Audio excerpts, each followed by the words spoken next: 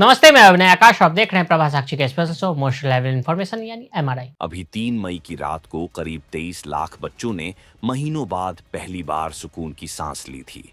किसी ने मां से कहा कि मम्मी पेपर अच्छा हो गया। किसी ने पापा से कहा कि शायद सरकारी नौकरी मिल जाएगी, मेडिकल कॉलेज मिल जाएगा। उन लाखों बच्चों को लग रहा था कि उनकी जिंदगी जो है वह बदलने वाली है। लेकिन कुछ ही दिनों बाद ये खबर आती है जिसने उनकी दुनिया को हिला कर दिया है। पेपर लीक की शिकायतों के बाद नीट एग्जाम रद्द हो गया है।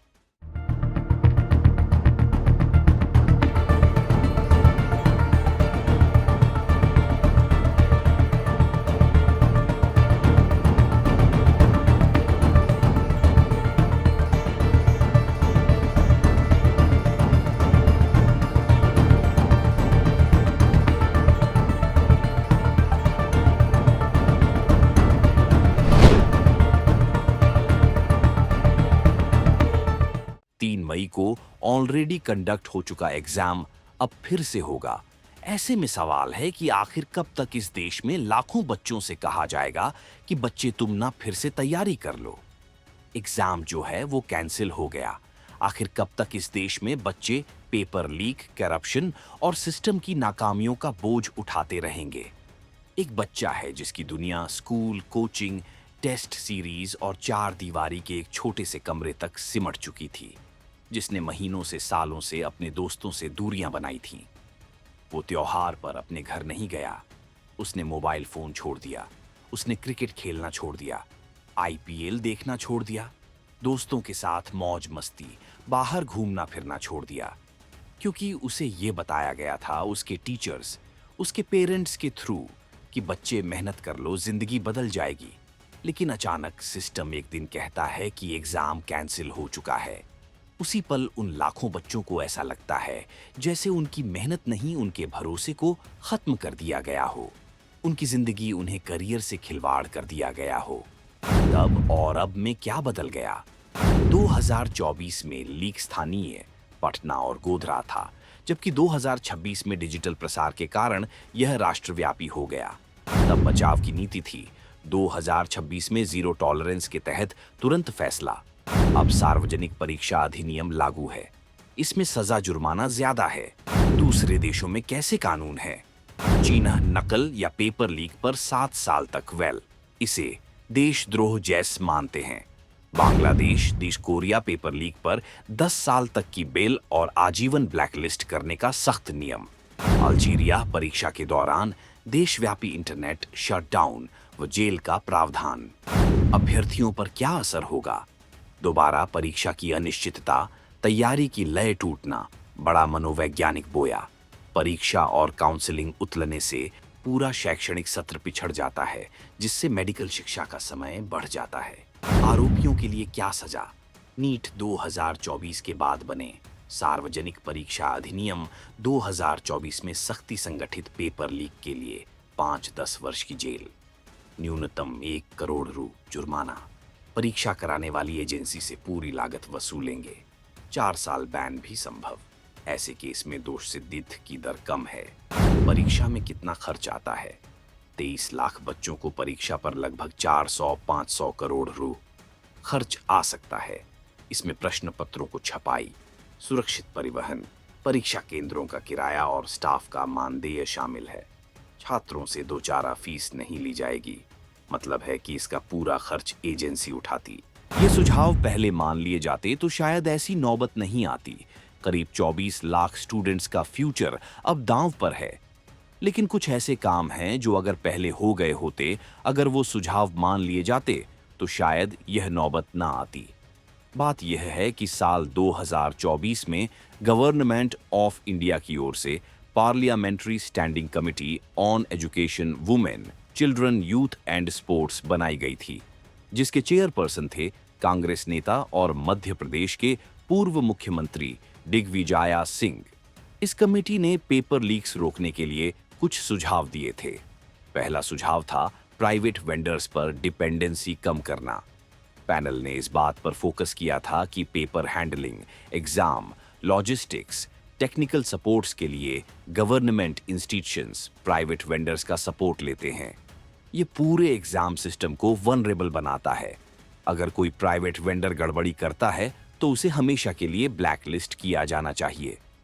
दूसरा सुझाव था फंड का बेहतर इस्तेमाल। पैनल ने एक जरूरी सवाल उठाया था कि जब एग्जाम सिस्टम के लिए करोड़ों रुपए का फंड एलोकेट किया जाता है तो उस फंड का इस्तेमाल एग्जाम सिक्योरिटी के लिए क्यों नहीं होता। इस दिशा में फंड का ज्यादा से ज्यादा और बेहतर से बेहतर इस्तेमाल होना चाहिए।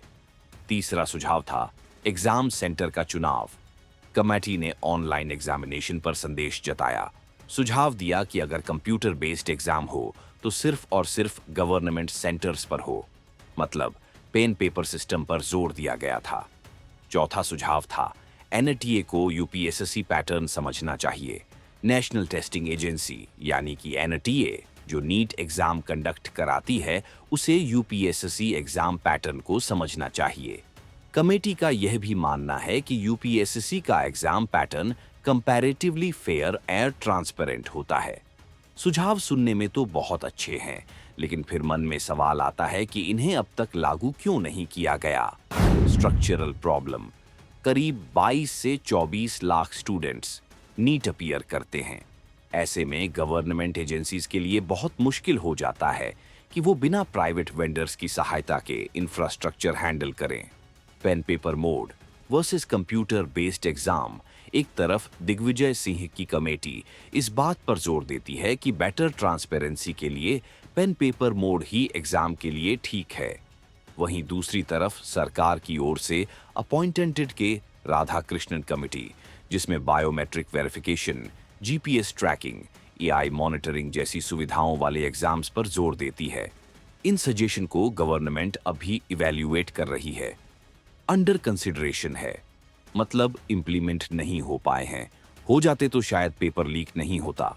एनटीए प्रमुख बोले, हम जिम्मेदारी लेते हैं।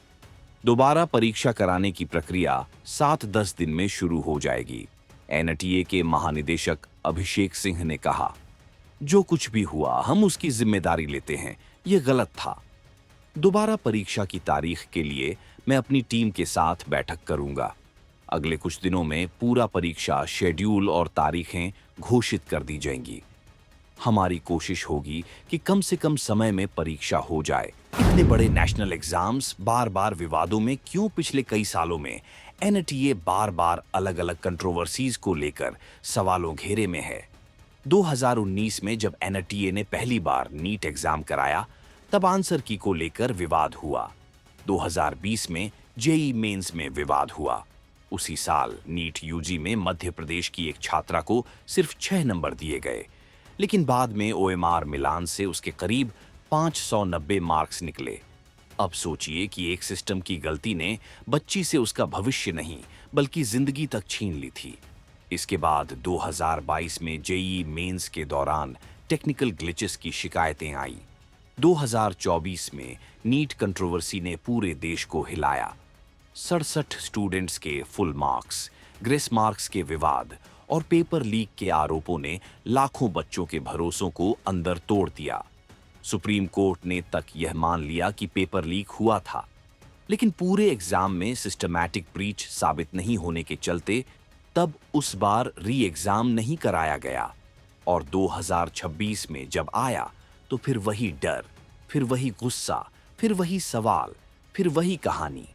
चीन में कैसे होती है लीक प्रूफ परीक्षा?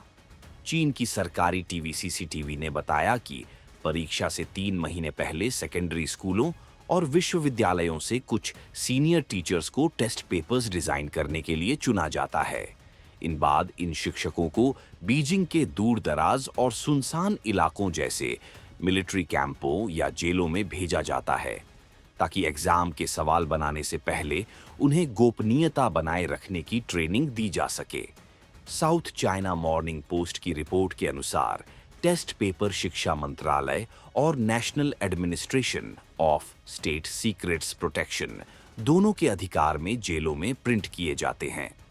हर प्रिंट वर्कशॉप में कैमरे और गार्ड जैसे 24 घंटे सुरक्षा के कई तरीके होते हैं। टेस्ट पेपर की प्रिंटिंग के बाद इसे हथियारबंद गार्ड पूरे देश में ले जाते हैं। इनकी सुरक्षा बैकों और कैश ले जाने वाली आर्मर्ड गाड़ियों से भी ज्यादा होती है।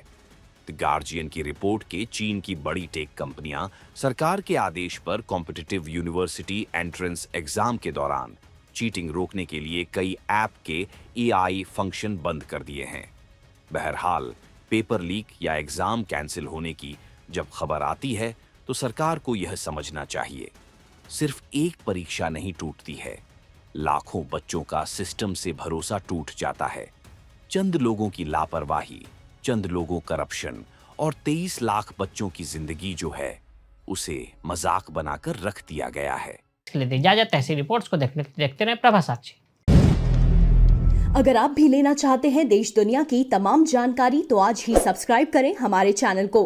साथ ही नीचे दिए बेल आइकन को जरूर दबाएं ताकि हर अपडेट आप तक पहुंच सके।